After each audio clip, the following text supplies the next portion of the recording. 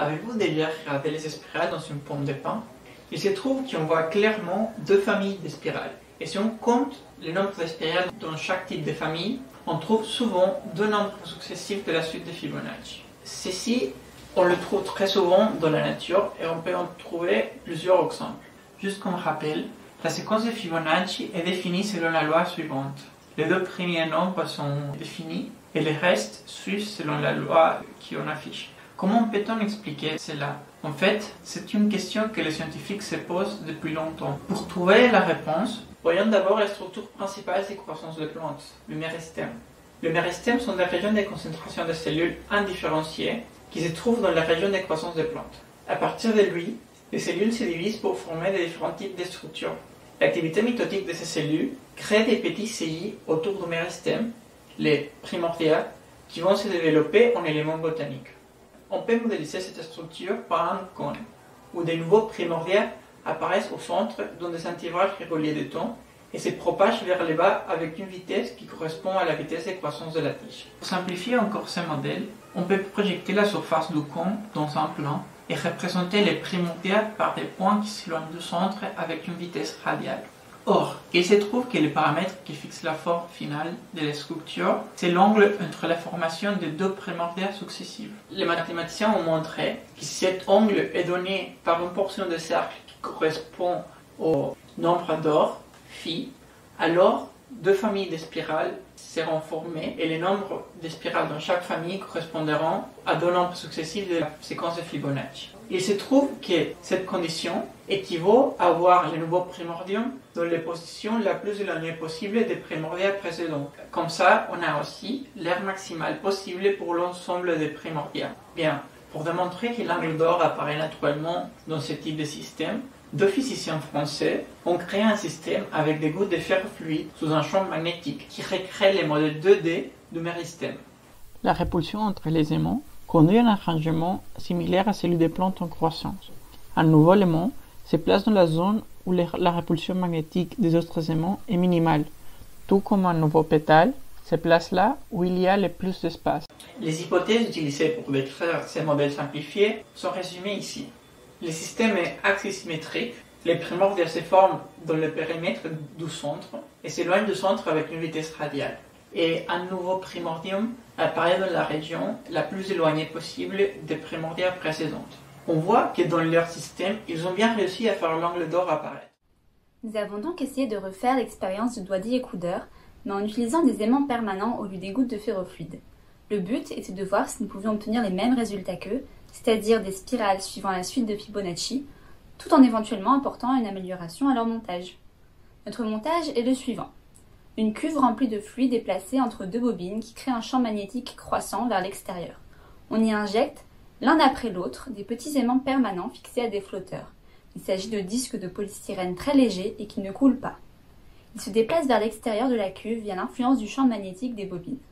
Mais étant tous orientés dans le même sens, ils se repoussent aussi entre eux, ce qui les conduit à se placer avec des angles particuliers les uns par rapport aux autres au fur et à mesure de l'injection. En trouvant une période d'injection adaptée, il serait donc possible d'observer des spirales. L'élément crucial de ce montage est le dispositif d'injection. Il s'agit de deux disques très faiblement écartés l'un par rapport à l'autre. Via un système de trous et une rotation du disque supérieur, les flotteurs sont distribués un par un au centre de la cuve. On peut régler la période d'injection en contrôlant la vitesse de rotation du moteur qui pilote le disque supérieur ainsi que l'espacement entre les aimants. Cela permet donc une automatisation du montage par rapport à l'expérience de doigt-écoudeur et une meilleure répétabilité théorique. Nous avons suivi la trajectoire des aimants avec un programme MATLAB capable de repérer les flotteurs grâce à leur différence de couleur par rapport au fond. Nous avons d'abord réalisé plusieurs injections d'un unique flotteur. Nous avons vu qu'il partait aléatoirement dans toutes les directions de la cuve et n'avait pas de préférence pour une direction particulière. Avec deux aimants, nous observons trois régimes. Soit les aimants n'interagissent pas car ils sont déjà trop éloignés l'un de l'autre pour se repousser, soit ils se repoussent en formant un angle de 180 degrés entre eux, soit ils fusionnent car ils sont trop proches l'un de l'autre. Avec trois aimants, si on trouve la bonne période d'injection, c'est-à-dire que les aimants interagissent sans fusionner, on observe que les deux premiers aimants se placent avec un angle de 180 degrés l'un par rapport à l'autre, le troisième aimant se place aléatoirement d'un côté ou de l'autre de la ligne formée par les deux premiers aimants. L'expérience était donc bien partie. Il semblait suffisant de trouver la bonne période d'injection pour que les aimants interagissent sans fusionner. En utilisant suffisamment d'aimants, on pensait pouvoir observer des spirales. Malheureusement, lorsque nous avons essayé notre système avec 5 à 6 flotteurs en même temps, les interactions étaient soit trop faibles, soit trop fortes. Notre PSE s'est donc surtout concentré sur la résolution de différents problèmes comme celui-ci.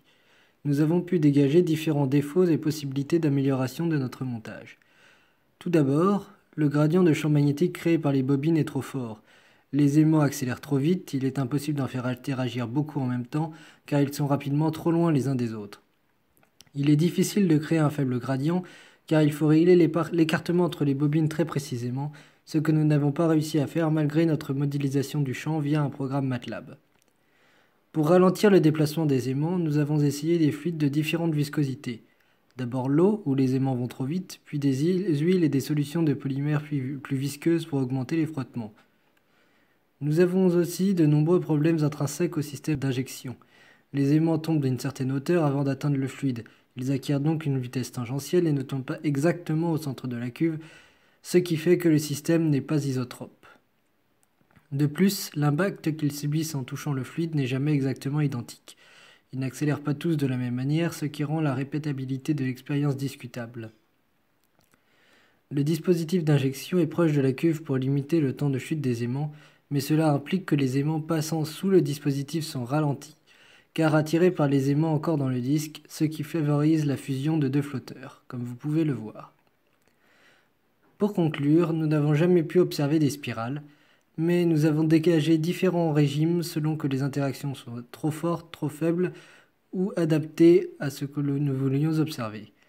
Nous avons réussi à obtenir des résultats similaires à ceux de Dwadi et Couder pour un petit nombre d'aimants, mais utiliser des aimants permanents en lieu et place du ferrofluide est une mauvaise idée en termes de complexité du montage. Il est par ailleurs très difficile de créer les conditions idéales pour l'apparition de spirales, car beaucoup de paramètres entrent en jeu. Viscosité du fluide, période d'injection, hauteur de la chute et gradient de champ magnétique entre autres. Il faudrait pousser l'expérience plus loin pour parvenir à obtenir les spirales avec des aimants, ce qui est certainement possible au vu de nos résultats, mais au prix d'une complexification du montage. Merci beaucoup pour votre attention.